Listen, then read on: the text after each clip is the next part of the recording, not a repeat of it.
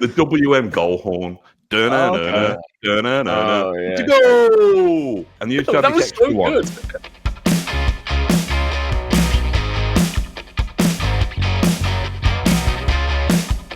Hello, welcome to Claret Brew. I'm your host, Dan Rolinson, and I'll be joined by John Townley and Mat Kendrick in this episode. Now, if you're familiar with the Football Cliches podcast, they have a show called Irritations and Fascinations, effectively loves and hates.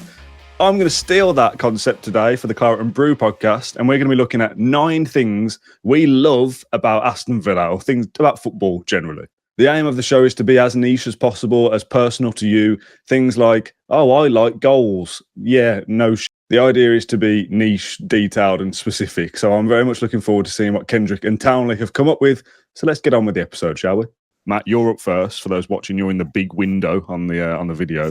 So what have you got? What do you love about Villa/football? Who are you? Who are you? Who are you? I love taunting opposition fans. Nice. I love particularly doing it from a safe distance. So I'm in the top of the Trinity, which is right opposite the away fans. I just love like the thing that we mentioned at the weekend about, you know, what the FNL was that, and there was a trade-off of that, and 2-0 and they've all got swear words in 2-0 and you effed it up and all that kind of thing. I just love the tribal nature of it because you couldn't really get away. You know, if you imagine you managed to beat somebody to the last parking space outside the supermarket, you wouldn't be giving it loads, would you? Do you know what I mean? So internally, you might. Yeah. Football gives you that ability to do it.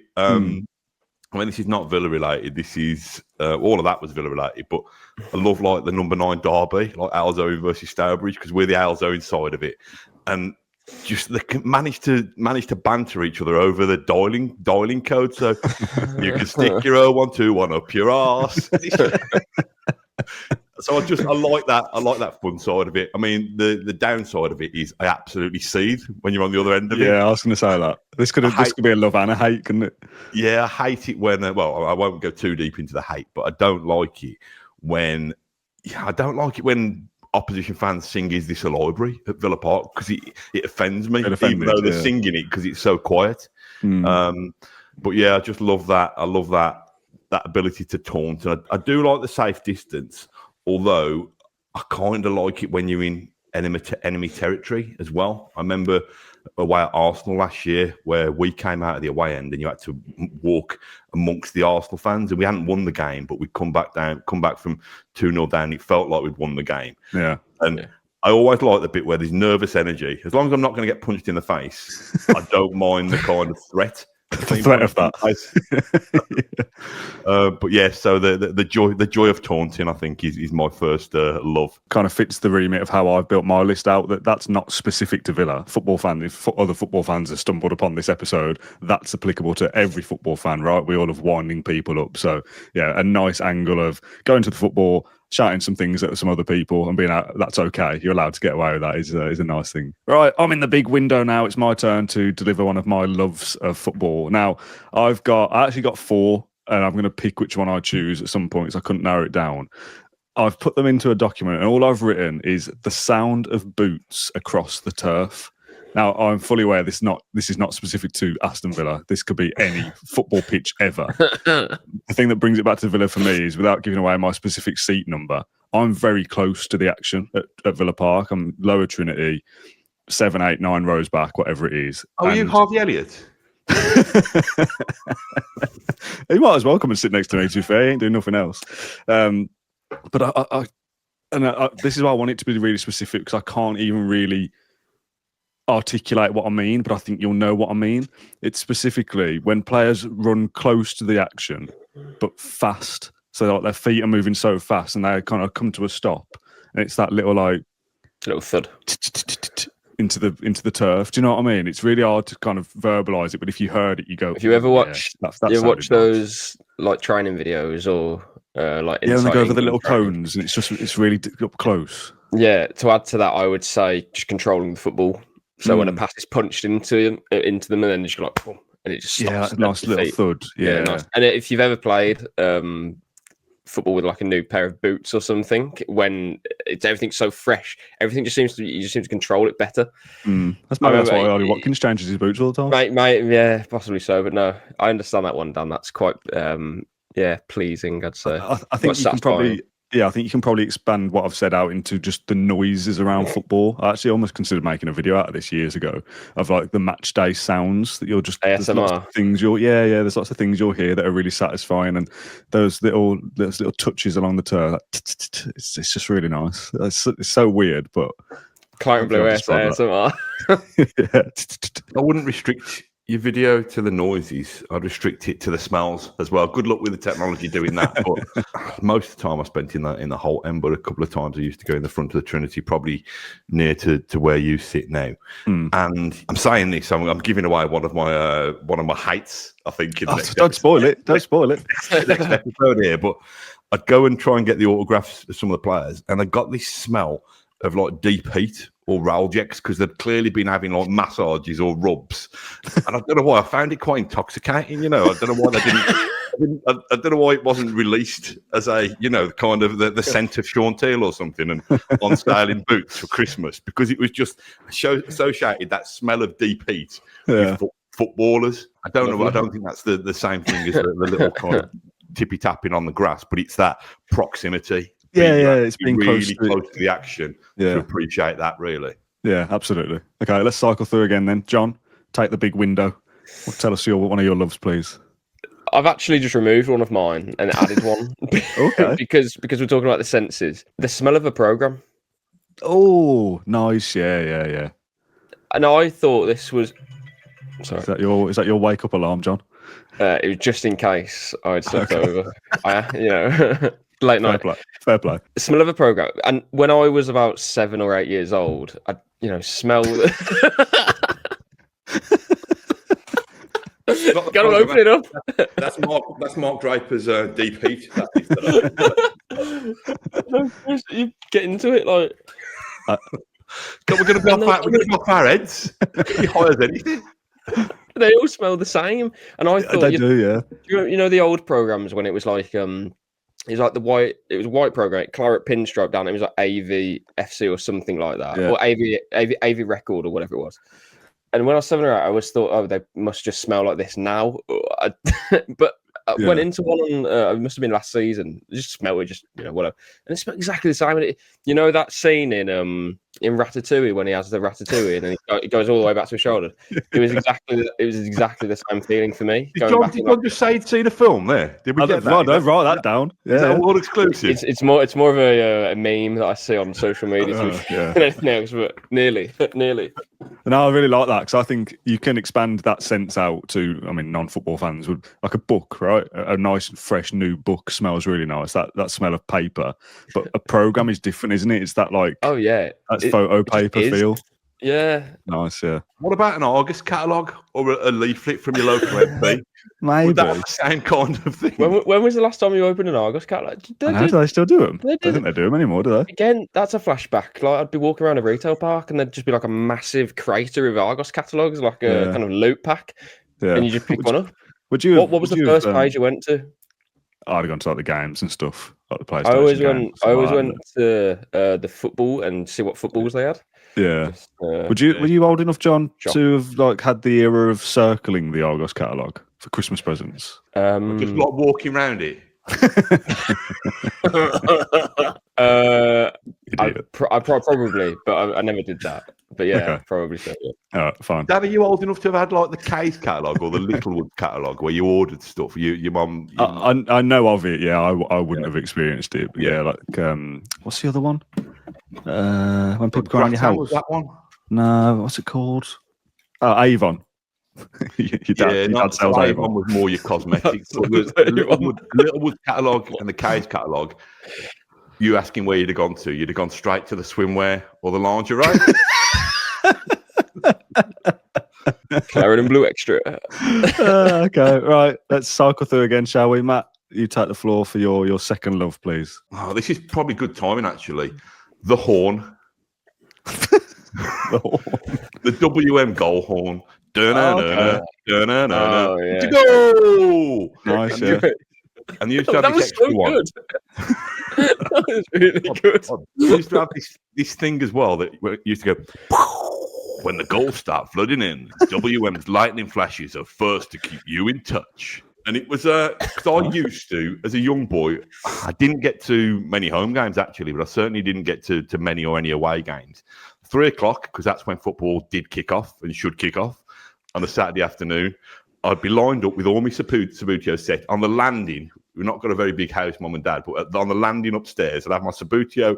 So at risk of breaking anybody's neck who wanted to come upstairs, and I'd be messing around on Sabutio. I'd have the old transistor radio set to 95.6 FM. That's the way, you wouldn't, if you didn't have commentary from the Villa game, that's the only way you could be kept up to date with the action. So, and it was always that real sense of jeopardy because it's a goal, but it doesn't say it's a goal for Aston Villa. So you were on a knife edge for about it felt like 3 hours, but for about 3 seconds. Yeah. The TV equivalent of that was, it's a goal, Chris Kamara, but for who? I don't know. Which way is it? That is probably my version of that. I suppose lots of people's version of that as well. When the worst was when you had Charlie Nicholas as your Soccer Saturday pundit or commentator, because constantly he would just shout chants when there probably wasn't a chance because it's Villa versus Bolton and nothing was going on, and he just got chance and he couldn't help himself, and you're there like, oh, fuck, what's going on? And then Stelling goes to the ad break, doesn't he? Oh God. Yeah, so it did signal lots of glorious moments, but it also, it was probably that thrill, that little adrenaline surge.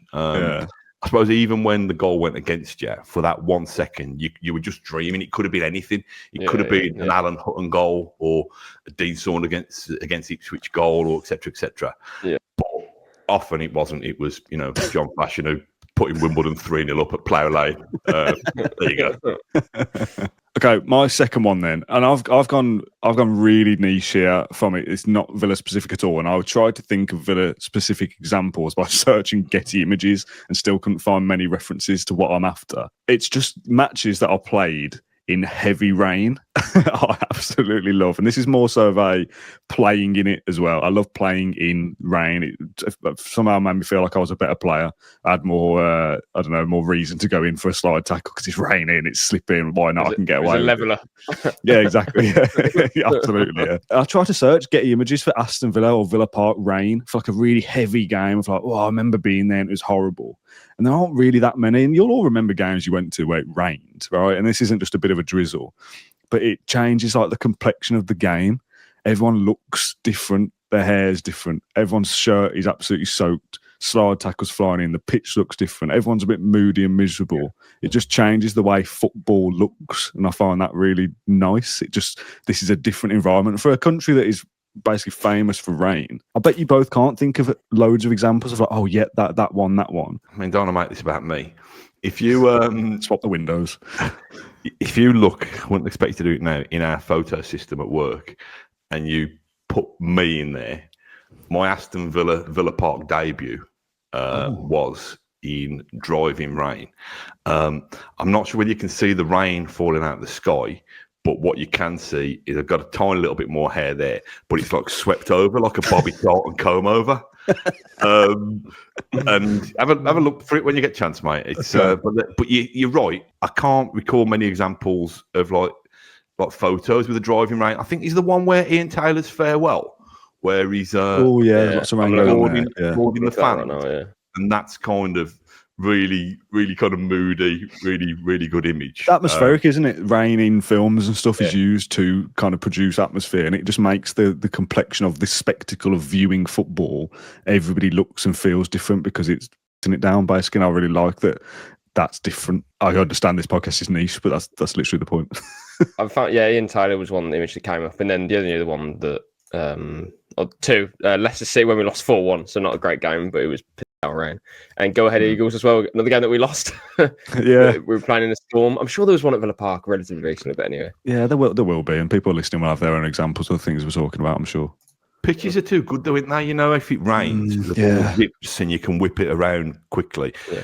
You want a quagmire, don't you, where it doesn't roll at all, and they're having to kind of not to the point of abandoning the ball. game though. Bit of jeopardy that that back pass might not get there because the pitch isn't great. Yeah, just nice. kind of hilarious kind of slide tackles where you go like you slide from halfway and you clear the ball on the byline, that kind of thing. Yeah, like that Sol Campbell meme when he just keeps going. I don't know whether that was rain or not. Right, okay. We'll take a quick break through this episode for our sponsors, F Pro, where you can get 20% off using the link down below. And Matt, it's the debut for our little Christmas advert. Ooh. Ooh.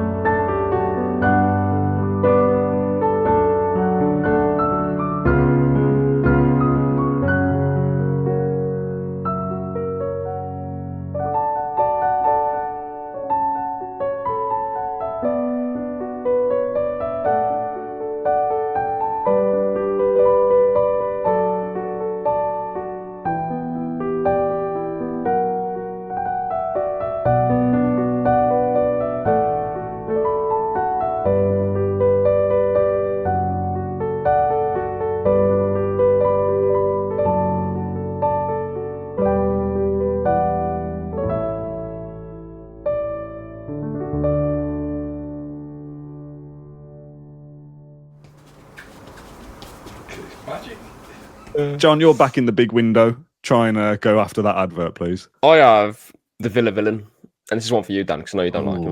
Why is this something you like when it was not your era? I think that's why, to be honest. Okay.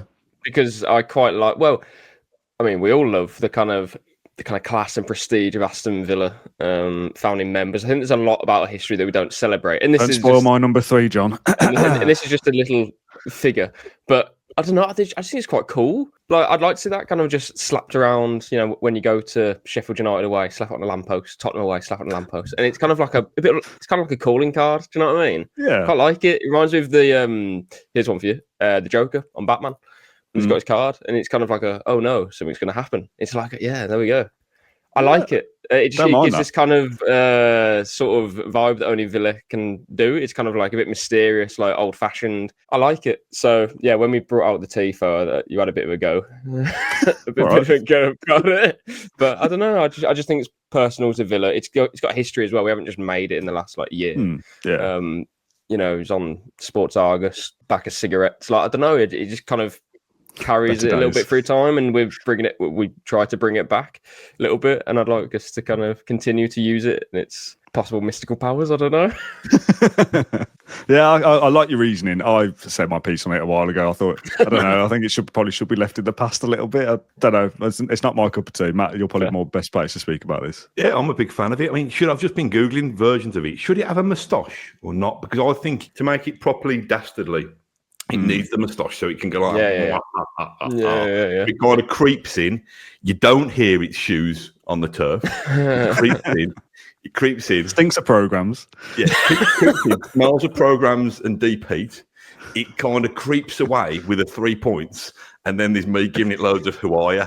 In the driving rain.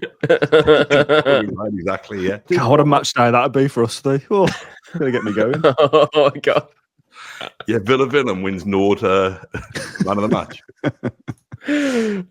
Yeah, I don't mind it, John. It's a good suggestion as well. I think people in the comments are like that. You've played to the gallery there, haven't you? You know our audience. They're going to enjoy that one. Right then, Matt, your final love, please. I've got a prop for this one. Ooh. All will be revealed in a minute. Bear with me.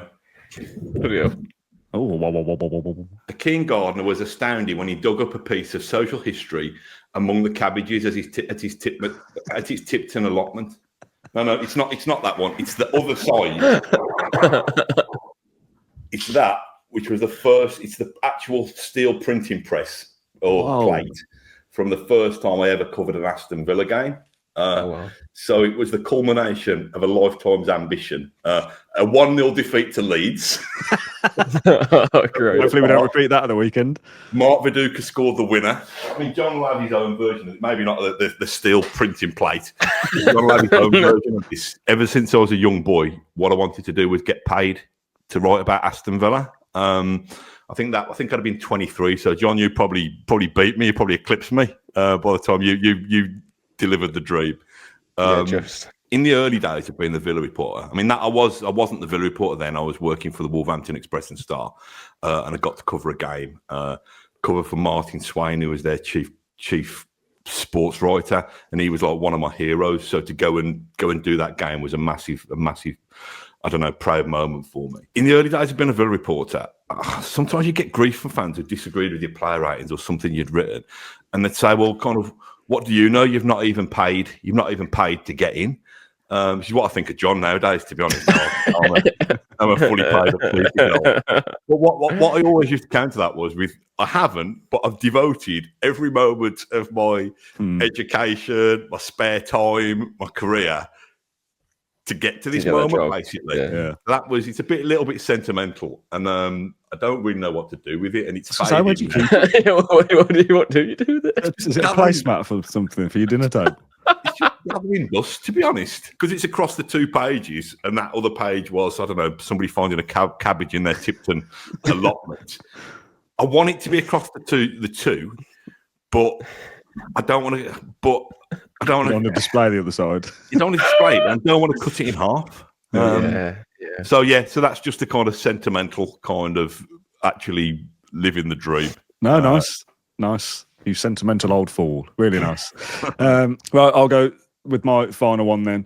And John, you teased it a little bit before about the founders of the Football League. That's where I've gone with the kind of history and prestige around the club is something I really love. And specifically, I don't think we make enough of it. I mean, that's something I dislike about it. But what I like about it is that it's there, and it's almost like untapped potential, that we have this grounding and this roots in the foundations of the football system as everybody knows it, right? That it's not that we were one of those 12 clubs that just bolted onto it with Villa. We were the ones. We were the founder of this whole concept, and that's like something that's really special and should be celebrated more. And there should be more of that. You go to Villa Park and there's a plaque on the wall. There should be like a museum about it. There should be a documentary about it. Like that should be a real focus of everybody's attention. Like nobody should not know that Villa founded the Football League and were the originators of this concept. The history around the stadium and the architecture and some of the things that are synonymous with Villa and Villa Park, you know, the brickwork, the whole end, the gates, like the little things, the little touches that we go to the stadium as fans and you kind of walk past and take for granted. But if you kind of stop and take it in when you're there, there's so much special about what we have as a club that I think, you know, when we talk about moving stadium and stuff, you would lose a lot of that. So yeah, to be kind of sentimental the other way, back 150 years, like what we have is what I love about Villa. Yeah, and you can look at other clubs now and I don't know, go through Man City, Tottenham and Arsenal, whatever. And, you know, Arsenal, United, 2 huge clubs, as are Liverpool. But they haven't got what we've got. And that's something that you can never do. You can't, I mean, unless you did a Super League and in 200 years, that was still a thing. But in terms of history, we've got something that many of the clubs don't have. I'd say the only club that kind of rival us in terms of size and prestige is Everton from the founders. So yeah, for that reason, you know, like Chelsea can win league titles and buy things here and there, but they don't have the class that we have had for over 150 years. And that's something that you ask any football fan, you ask a Chelsea fan, do you care about that? They'd say, no, of course I don't, but you'd love it. And and that's exactly what we have. So it's something that we, cherish a lot. And when I was obviously growing up, and this is the kind of stuff that you kind of sort of hear about from your dad, you just presume that Villa are like the biggest and best club ever because there's so many cool stories from down the years. Yeah. And then you realise when you lose 2-1 to Norwich that things won't go so smoothly. The thing that I'd love to do, but there's 2 things that stop me. A, I'm not a photographer, and B, Villa wouldn't let me anywhere near it. Is I'd love like a coffee table book of like the hidden spaces around Villa Park. So a little kind of close upon a stained glass window there, or another ornate feature here, and that kind of thing. And even to the extent of the wider Villa Park facility.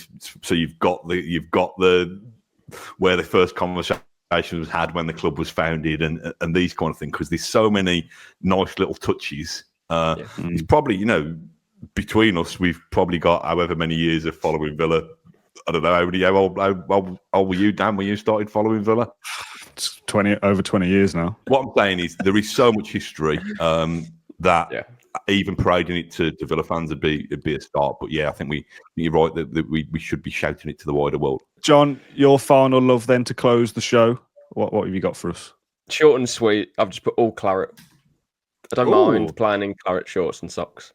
Yeah, I don't mind. Every once in a while, it's when I look back at some of the away day or some of the away games that we've won, or even like we don't play in all claret against Blues, for example, but sometimes we're playing like sky blue shorts. I can just picture goals. I don't know. I don't mind it when we change it up every once in a while because we're away from home. So yeah, short but sweet. I quite like it when we shake up the white socks and blue variant. That is my favourite variant, claret, white, blue. But then don't mind claret, blue, claret. No, I agree. There is something nice. There is something, like we were just talking there about the history. There's something quite almost like prestigious or royal about claret as a colour, and seeing it full body is really nice. Again, hard to describe what I mean there, but there's definitely something in that, I think. Yeah, definitely. The last time I heard this much talk about a full-bodied claret, I think it was on a wine tasting, to be honest. Again, very classy, I think we're done there with our loves of football / Aston Villa. Really enjoyed that, gents. Some really good topics in there. Let us know in the comments what you think. I did put a tweet out for the mailbag, but we have run out of time on this episode to go through them. Maybe we'll discuss those in a future episode. But some really niche things from all of us. So yeah, top work, everyone.